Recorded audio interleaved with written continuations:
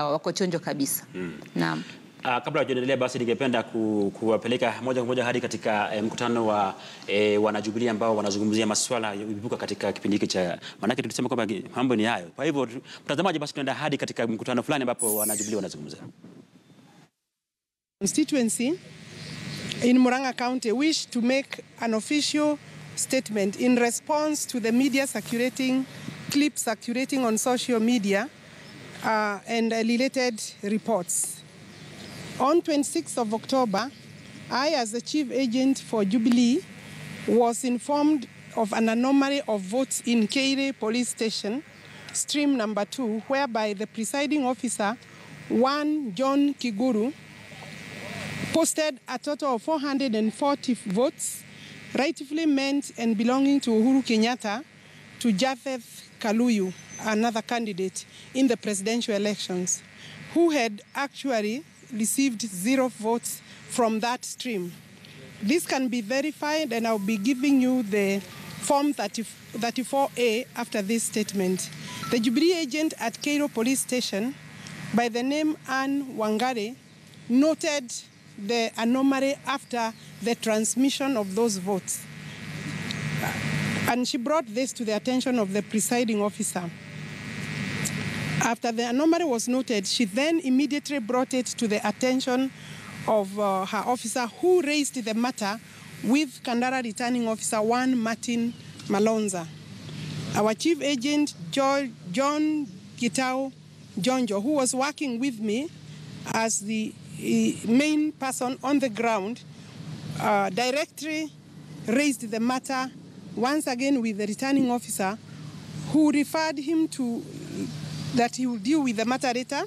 He packed this matter to be resolved in the morning when he had finalized the tallying of the votes. However, when tallying was completed following day, on 27th, the returning officer asked the Jubilee agent at the tallying center to sign Form 34B without having given him a chance to verify the results and without giving a direction regarding the 440 votes for His Excellency the President from Keire stream number 2. On hearing this from the agent, I called the returning officer, who declined to answer my call. Our chief agent, John Gitao, requested that the RO allow us more time at the tallying center, a maximum of 10 minutes, but even that request fell on deaf ears, and hence the chief agent, who was required to sign, declined to sign until my arrival at the center. I had actually requested for only 10 minutes to be at the center. Before my arrival, the RO snatched the printed results from the chief agent before verifying, and went ahead to transmit those results. This I came to learn later after the incident that has been circulated. Upon arrival at the center, I met the returning officer at the door, just after the door, and I asked him that we go back to allow me time to verify the results, and in particular request him to make a record of the Keire polling station 440 votes, so that we can be able to have an account of those votes. This request was also rejected and dismissed by the RO, and he started shouting loudly and being dramatic about the simple request.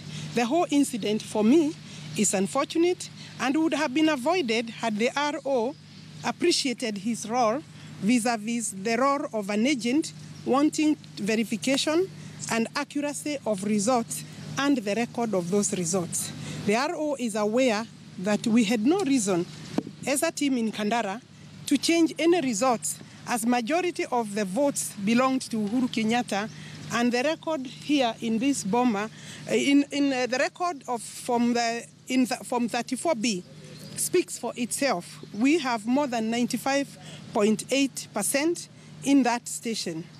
This whole incident, in fact, in the entire Kandara, the votes cast, almost all of them belonged to Uhuru Kenyatta, save for a few.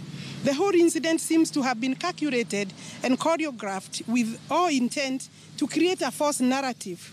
It is surprising that the video clip going round was quickly circulated amongst and by opponents of the October 26th election. The media too jumped into this scheme without verifying the truth, which is a cardinal rule in journalism. I had given the RO all this time, a lot of time and space, as is supposed to be, and had no reason now or even before to fight him. I stand with the truth. I stand for the truth. I will give you copies of Form 34A that shows that Uhuru Kenyatta acquired 0 votes by mistake, by error. I don't know now, looking at the whole incident, whether this was a designed scheme to deny Uhuru Kenyatta his rightful votes. The voters in that particular station right now are gathering momentum, and they would like to raise various questions with the chairman of the IEBC. So I mean, that is all I want to say. Clearly, I think there was a setup, and the setup, because I have worked before with my returning officer, even during the general elections. I knew he had some personal challenge himself in terms of relations, interpersonal relationships, but I decided to focus on the job ahead of us. Had he given us time to verify, this unfortunate incident, I'm saying, would not have happened. That's all. I can take. Okay, first of all,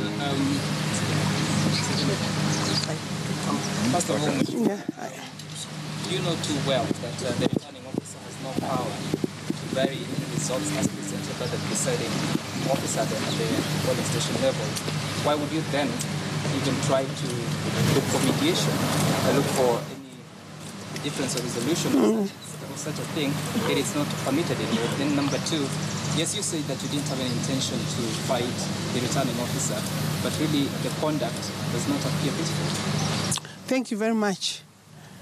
First, the clip has been taken out of context.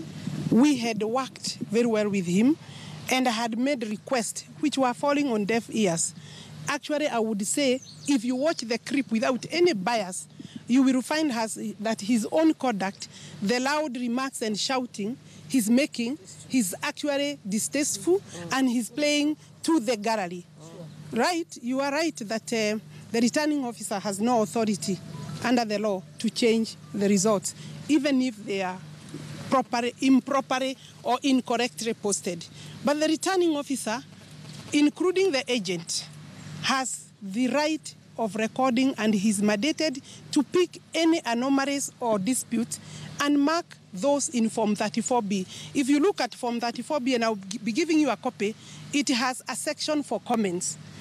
If you do not raise comments at that stage, when Form 34B is being transmitted to the National Tallying Center, then you better shut up, and therefore the form as posted with incorrect votes will appear to be a correct record. So I'm saying, correct, he may not change, but he should record on that particular form that Keire Stream 2's votes are disputed and that this is what we are saying. Why would he not want to even explain, assuming that I do not understand that position that you are putting here? Would he not be in the right place to explain to me what will happen to those votes? So I think for me, he failed in his duty. But your conduct? I don't know what conduct you are talking about. During elections, small disputes, altercations, because he's not saying that I assaulted him. I didn't fight him. We disagreed. We had a push and shove. That is expected during elections. That does not amount to misconduct in any way. Sorry, sure. Yeah. It's not expected during elections. There's a mechanism to be followed if you fully agree with that, isn't there? I have explained myself. Maybe Moses will pick up from there. Answer that, Robert. Question here. Maybe as you answer that, I understand the DPP has been instructed to... The last one, yeah? Investigation. Maybe what... Yes. The DPP, first and foremost, I'm a lawyer by profession. The DPP is the key lawyer in terms of prosecution. Nobody has called me to tell me that there is any likelihood that I'll be prosecuted.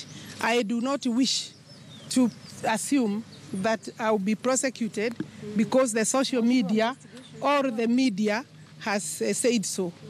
I would expect a proper process be taken up, and that the first step is actually to summon me and tell me, Madam or Alice, you are under investigation. So for now, I don't believe I'm under any investigations, and I don't see any conduct that would amount to invest. In any case, if that happens, I will oblige.